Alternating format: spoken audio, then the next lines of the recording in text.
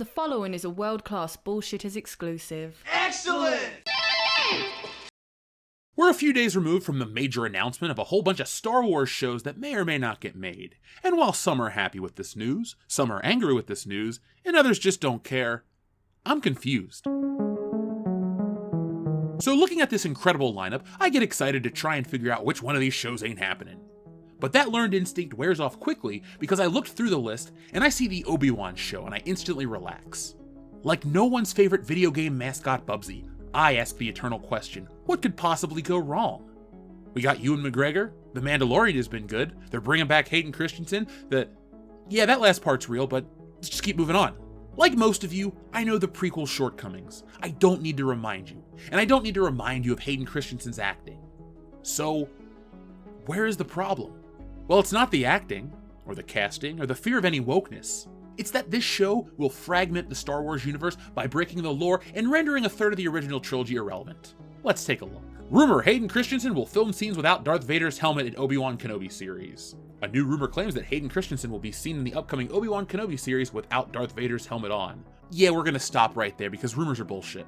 They get us all duped, they get us confused, and then the infighting in the community allows for Hollywood to use our distraction to pull bullshit like this. Kathleen Kennedy promises rematch between Obi-Wan Kenobi and Darth Vader in Kenobi series. Lucasfilm president Kathleen Kennedy announced that the upcoming Obi-Wan Kenobi series will feature a rematch between Obi-Wan Kenobi and Darth Vader. Not only will it feature this rematch between Kenobi and Vader, but Kennedy revealed that Hayden Christensen will return to the role of Darth Vader for the series. As reported by Cinema Blend, Kennedy stated last August at the D23 Expo in Anaheim, we announced the return of Ewan McGregor. She continued, Obi-Wan Kenobi begins 10 years after the dramatic events from Revenge of the Sith, where he faced his greatest defeat, the downfall and the corruption of his best friend and Jedi apprentice, Anakin Skywalker turned to evil Sith Lord Darth Vader.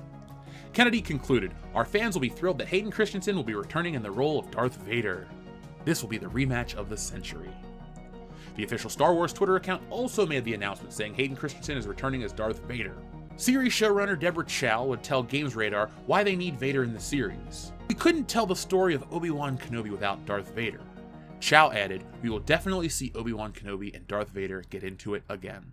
The story of Darth Vader and Obi-Wan Kenobi? Lady, that shit was told 15 years ago, and it took place a long time ago in a galaxy far, far away. Who the fuck needs to see that again? Jesus Christ, if we just started the first movie, only the first movie, we can understand why this is a bad idea. Why is it a bad idea? The entire premise of Darth Vader and Obi-Wan Kenobi is the Master and the Apprentice meeting again for the first time.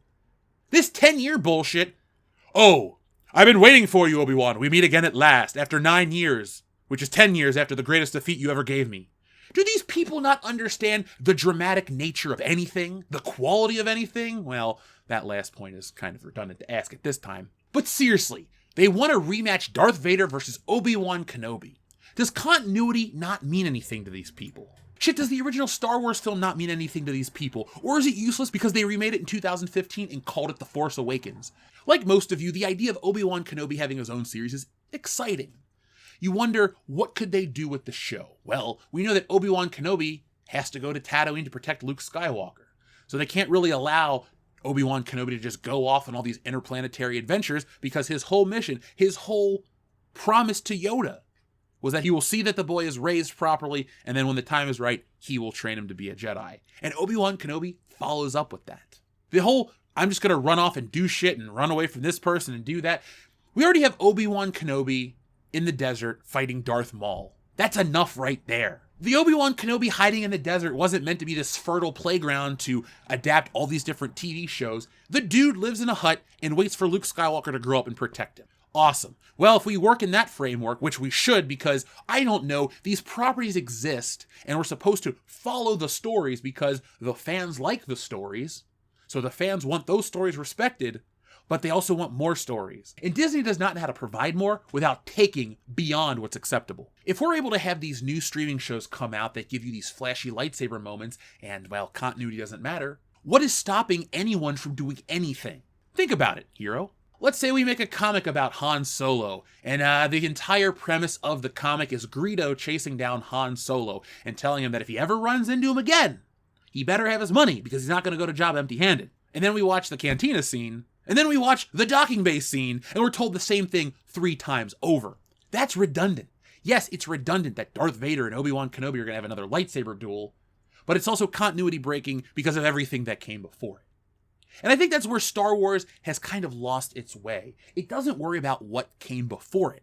It looks at what came before it as an opportunity to cash in on something easy. It's never been about creating great quality entertainment with Star Wars. That's never been Disney's edict. It's about creating what's easy. Be honest with yourself when I ask this question. What has Disney created that has been wholly original, that captivated the world?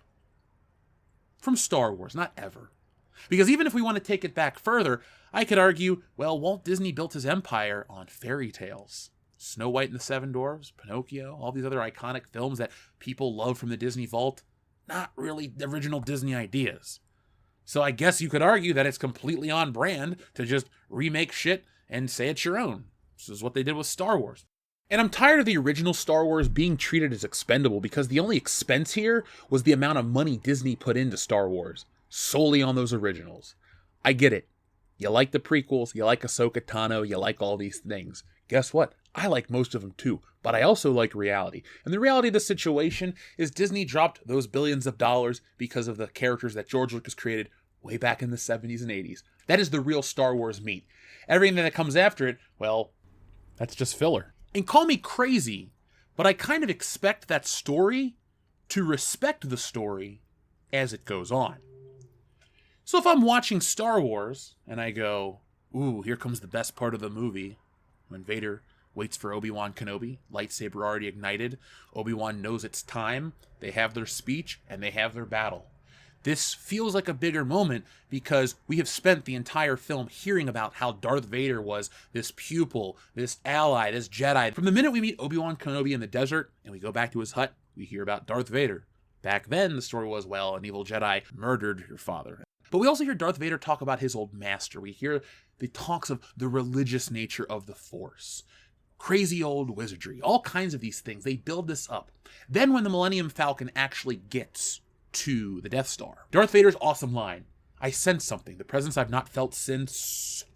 So with that moment right there, and then the later moment of, we meet again at last, we have built to this moment, this time where they reconnect. This is the rematch. Deborah Chow, Kathleen Kennedy, all you people out there that wanted to sell us the rematch of the century, Darth Vader versus Obi-Wan Kenobi. Motherfuckers, we got in at the rematch. The first one was the rematch.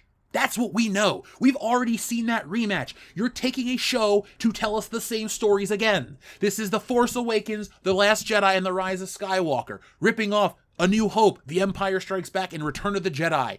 I have talked about it for years. I can talk about it ad nauseum. But I can prove to you that this is Disney's MO with Star Wars, and it's the same old shit on a different day. So that's my complaint.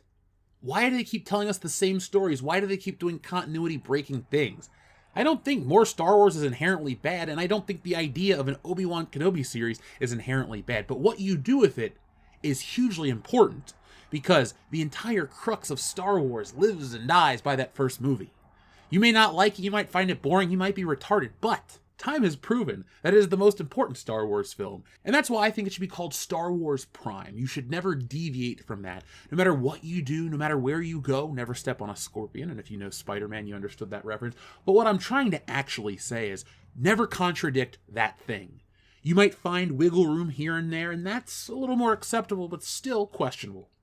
But at the end of the day, there are certain concrete things in Star Wars, and the original trilogy should be treated as concrete. I mean, look at what happens when Lucas tries to add a little wiggle room. It works, but only from a certain point of view. So folks, I'm going to get out of here. Let me know what you think about this. This is the kind of stuff I'm concerned about. They tell us what's coming, and everyone is all in a tizzy over this other hype and bullshit. But look, pay attention.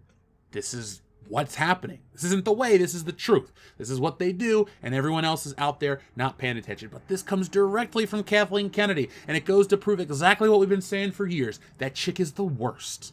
But hey, Disney likes her, or she must make the world's greatest cup of coffee, but she's here to stay for a minute, and while I hate it, that's sadly the reality of the situation. So folks, when she finally gets shit canned or bites the bullet, come back here and we'll be here to talk about it. But until then, just make sure you're subscribed and have your bell notifications turned on to all so we can talk about all this stuff in pop culture. There's all kinds of news, all kinds of crazy things going on, and guess what?